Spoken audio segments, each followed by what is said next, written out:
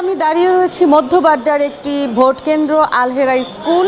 এই কেন্দ্রটি মূলত মহিলাদের জন্য একটি কেন্দ্র এবং এখানে 6টি বুথে ভোটদান চলছে।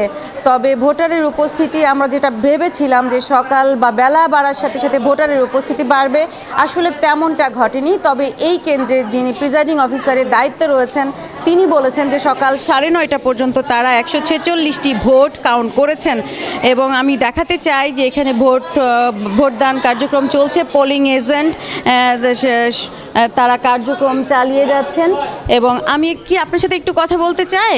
আপনারা এখানে ভোটের আসছেন, যারা ভোট দিতে পারছেন সুচারুভাবে, পোলিং এজেন্ট সবাই উপস্থিত আছেন? 4জনই এখানে উপস্থিত আছেন, বিভিন্ন দল থেকে ওনারা এসেছেন। আর এখন পর্যন্ত আমাদের 72 জন এসেছে ভোটার এখানে এই রুমে আর কি, ওনারা ভোট দিচ্ছে আর কি। মানে 6টা বুথে, আপনার এই বুথটাতে হচ্ছে 72 জন অলরেডি এসেছে। এটা 2 নাম্বার রুমে 72 পর্যন্ত ভোটার এসেছে ভোট দিতে।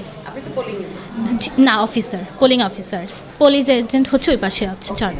ওকে, আমি যেটা বলছিলাম যে এই কেন্দ্রে 6টি বুথ কেন্দ্র রয়েছে এবং 6টি বুথ কেন্দ্রের মধ্যে 2 নাম্বার বুথ যেই কক্ষটি, সেখানে কিন্তু পোলিং এজেন্টরা স্ব দলের পক্ষে কাজ করছেন। অলরেডি 4টা বুথ কেন্দ্র ঘুরে দেখেছি, সেই সব কেন্দ্রগুলোতে ভোটারের উপস্থিতি তুলনামূলকভাবে কম। যদিও আমরা জানি যে বেলা বাড়ার সাথে সাথে ভোটারের উপস্থিতি বাড়ে, তবে এখন আমি যেই কেন্দ্রে দাঁড়িয়ে রয়েছি সেই কেন্দ্রে কিন্তু টোটাল ভোটার হচ্ছে 2900-র বেশি, 2902 জন। কিন্তু ভোটারের উপস্থিতি সঙ্গত কারণেই বলতে পারি এখন, যেহেতু বেলা 11টার বেশি বেজেছে, এখনও কিন্তু এই কেন্দ্রটিতে ভোটারের উপস্থিতি আমরা তেমন দেখছি না।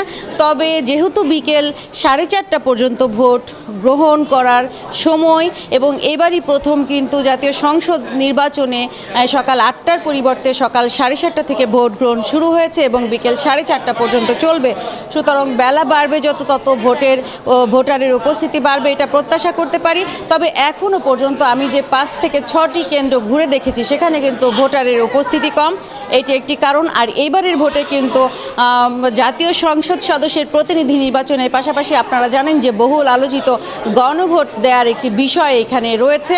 সব মিলিয়ে আমরা আসলে পরবর্তী আরও অন্য কেন্দ্র ঘুরে জানাতে পারবো যে আসলে ভোটারের উপস্থিতি কতটা বাড়ছে।